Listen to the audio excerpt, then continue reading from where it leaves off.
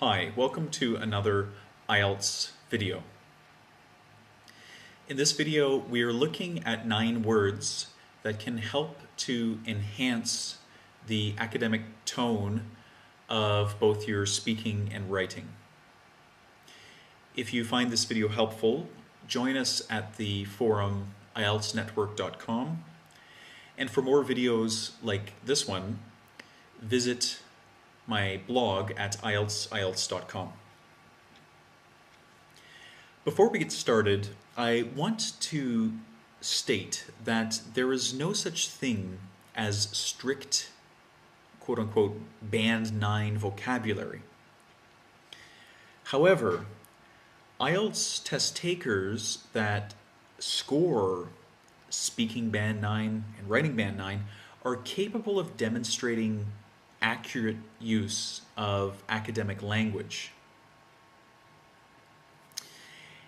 And accurate use of words similar to the following 9 words we are going to look at can help show your examiner that you are versed in a variety of English.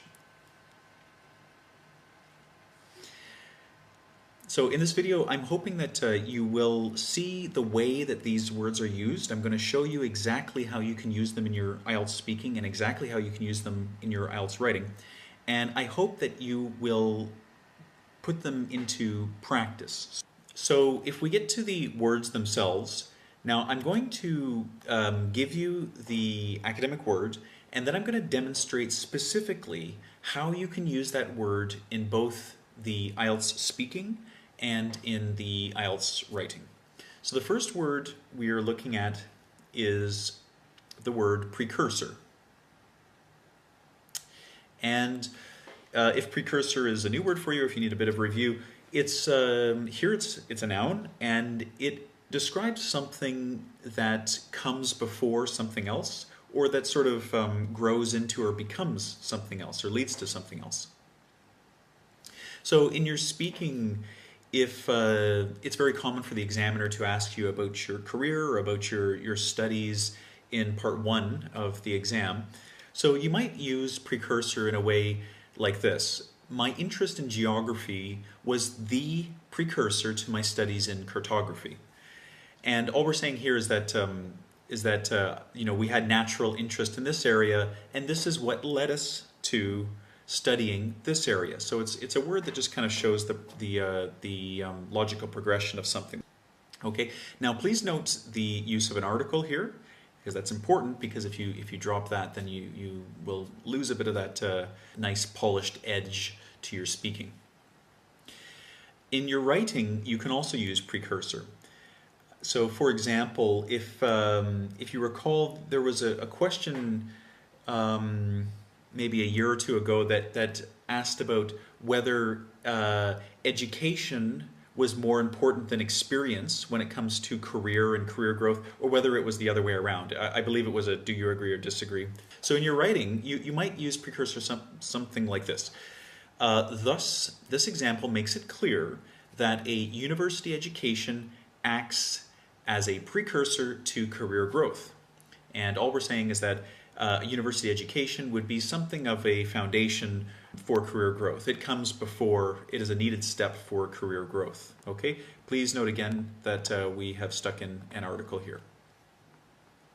Okay, so that's the word precursor. Now let's look at the word catalyze. Here, catalyze is a verb, and it is a verb that is used to show something that causes another thing to begin, or causes another thing to change.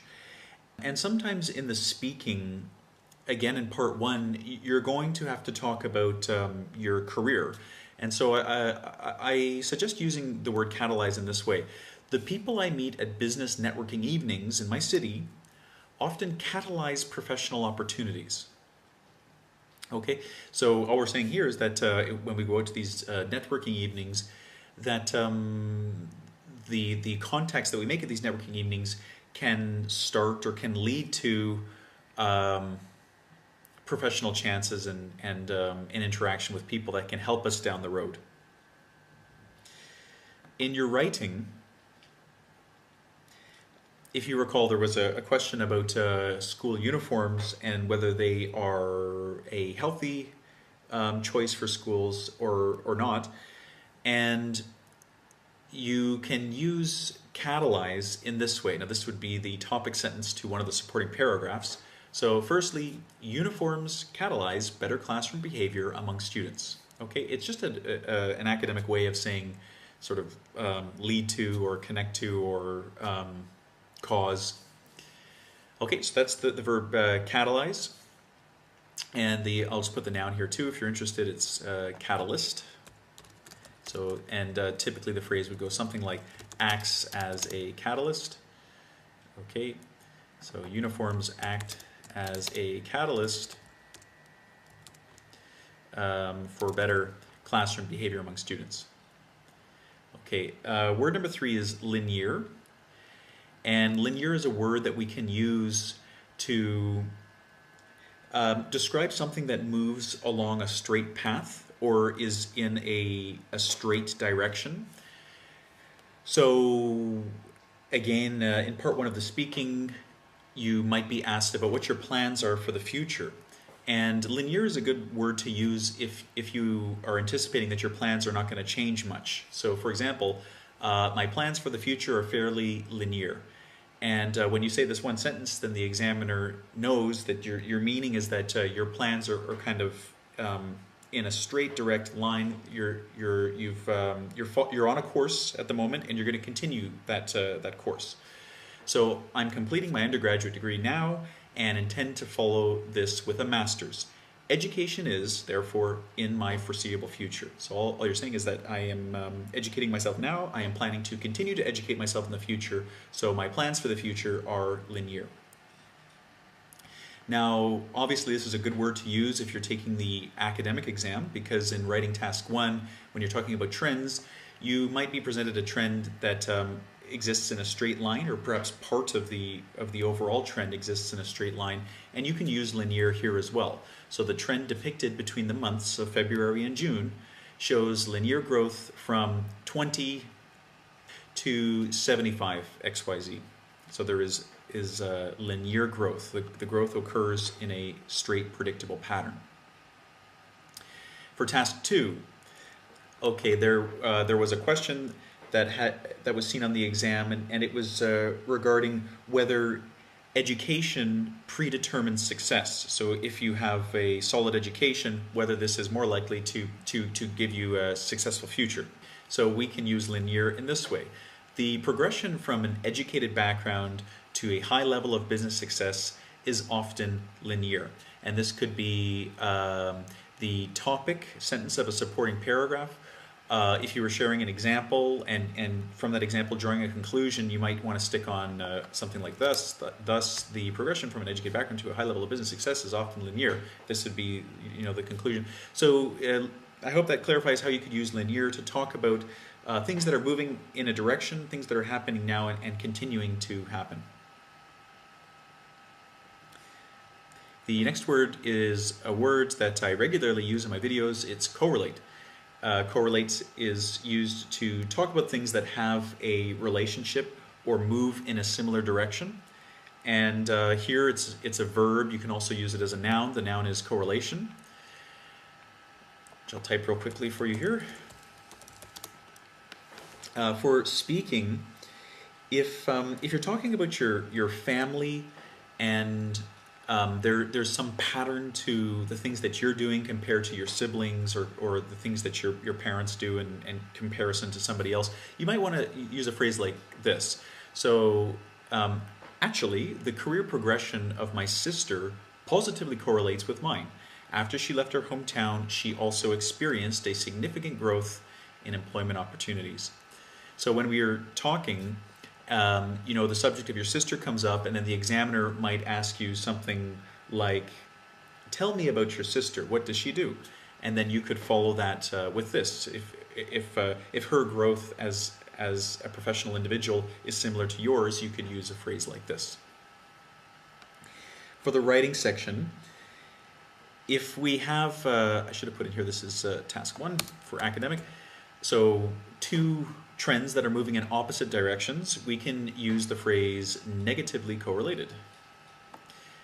The rise in automobile prices in 2008 is negatively correlated with automobile sales for the same year. So we're saying that the prices were going up while automobile sales went down. Next word, avenues. You're probably familiar with the noun avenue, which is sort of another word for road. But here we are talking about avenue in the sense that it is a path for something. And often in English, people can use the word avenue to talk about a path for information. So if we were to be talking about communication, so in part 2 of the speaking exam, you're given a cue card, and recently a student reported that they saw the cue card describe a significant person in your life. And this could be a place where you would use a word like avenue. So for example, my father encouraged me to study languages, and this has opened up certain avenues for friendship I would not have otherwise had. For example, I have several close Japanese speaking friends. Okay, and when you use a phrase like opened up certain avenues, you're basically just saying it gave me the chance. It's sort of a nice academic way of saying that because I studied languages, I was able to create this channel in my life that gave me new and fresh opportunities. Now we can also use the word avenue in the writing section. So for example, if we were talking about avenues for opportunity, firstly, studying a foreign language opens avenues for employment, for instance. Now there was a question recently that read something like students should study foreign languages from a young age or whatever. I mean, this could be a fitting supporting idea for an essay like that, and you can see how we would use the word avenues to just to give it a bit of an academic tone. Word number 6 is afford, and afford has a few different definitions. One of them is, of course, to have enough money to buy something. That's not what we're looking at here, though. Afford here means to supply an option or to supply an opportunity, so to give an opportunity to something or someone. Now, in the speaking section, maybe the examiner asks you, why are you choosing to study abroad, or why have you been studying abroad? And you might reply with something like this: my university grades afforded me the opportunity to study abroad. Now, of course, we could change this to gave me the opportunity to study abroad, but this is a perfect example of a situation where we can use academic language to demonstrate to the examiner that we're more fitting of a Band 8 score than a Band 6. In the writing, you might receive a question that asks you to suggest ways that humanity can combat the problem of poverty in the world. And you might use the word afford in this way. So for example, the Chinese economic system has afforded the PRC, the People's Republic of China, unprecedented financial growth over the past 3 decades. Okay, and all we're saying here is that because of this economic system, the People's Republic of China has undergone significant financial growth. Actionable. Actionable is an interesting word. Actionable is an adjective. It's a word that describes something that is able to be acted upon. So in the speaking section of the exam, again, if you were talking about an influential person, so if this is your monologue and your cue card says describe somebody in your life that has had a great influence upon you, you might use the word actionable in this way. My university professor gave me several actionable pieces of advice, but most noteworthy was his suggestion that I focus my studies on North African history, as I was both interested in it and am of Tunisian ancestry. Okay, so you can see here now all we're saying is that this influential person in your life, this university professor, gave you some advice that you could do something with, that you could act upon. So we use the word actionable. In the writing, if we receive the task 2 question stating that solid education can lead to future career success, can lead to future business success, we might use the word actionable in this way. So this would be the supporting paragraph, the beginning of it. Firstly, the actionable nature of the skills learned at university is clear. Now that's the claim we're making. We're making that, so skills that are learned at university can be put into action. We're using the word actionable to describe this progression. For instance, humanities programs like philosophy, English literature, and history push students to exhibit logical progression in their thinking and writing. Okay, that's the example. As these organized thought patterns are often the basis of success in business, it is clear that a link exists between the skills learned at university and the ability one has to accomplish a professional goal. Now, I just read out the next couple of sentences just to show how the beginning sentence, using this word actionable, how it would sort of fit into the entire progression of the essay. Our next word is embody. Embody is a way to describe something that provides tangible example of an idea. So in your speaking, you might be talking about your parents and about their characters and about perhaps what they do and these sorts of things. And this would be a great place to use the word embody. So my father is an embodiment, the noun version of embody, of a traditional military upbringing. He does everything by routine. Or in writing, this would be perhaps the topic sentence to one of the supporting paragraphs. Firstly, technology in the classroom has undeniable links to academic performance. The use of tablets in Korean classrooms embodies this idea perfectly. So now please note that the way that it's being used here. So in the topic sentence, we are making a claim, which is just an idea. Firstly, technology in the classroom has undeniable links to academic performance. Okay, this is just a general idea. Now we're tying this idea to something tangible in the real world. We're talking about tablets in Korean classrooms. Okay, so because we're taking this first idea and then we're tying it and showing it directly in true to life language, in a true to life example, we use the word embody. Now let's continue to the last word, fortify. Fortify is a verb. It means to make something stronger, and there are several different areas in your speaking and writing that you can use this in the IELTS. You might use fortify in this way. I'm taking courses in the evening after work to fortify my professional skills. So all we mean here is that perhaps I'm already a professional, I'm already strong in certain areas, but I want to strengthen even more. And fortify is a good word to use to describe this. So something that already has a foundation in something, but is being strengthened even further. For the writing, the word fortify can help to qualify the strength of an example. So here we have the final sentence of an essay, or the discussion sentence of an essay. Thus, the fact that successful attempts are being made by other developing countries to replicate China's growth fortifies the argument that the Chinese economic model is one that accelerates the elimination of poverty in undeveloped nations. Now let's just take the first part here. Thus, the fact that successful attempts are being made by other developing countries to replicate China's growth. That's the first half of the sentence.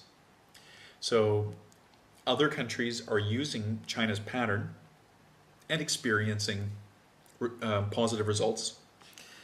Now, because that's happening, this fortifies, this strengthens the argument that the Chinese economic model is one that accelerates the elimination of poverty in undeveloped nations. All we're saying is that we're arguing that the Chinese economic model is a strong one and should be replicated in other parts of the world, and this first part fortifies this position. Okay, so I hope that I didn't move too quickly through those words, but I know many of you are already familiar with these words, just maybe want to have a look at how you can actually apply them to your IELTS. Please try your best to use these words over the coming week, and maybe even consider writing your own sentences with these words in the comment section of this YouTube video. That could be a great exercise. We could start some conversation about the words. I hope that video helps you enhance the academic tone of your speaking and writing. Thank you for listening and have a nice afternoon.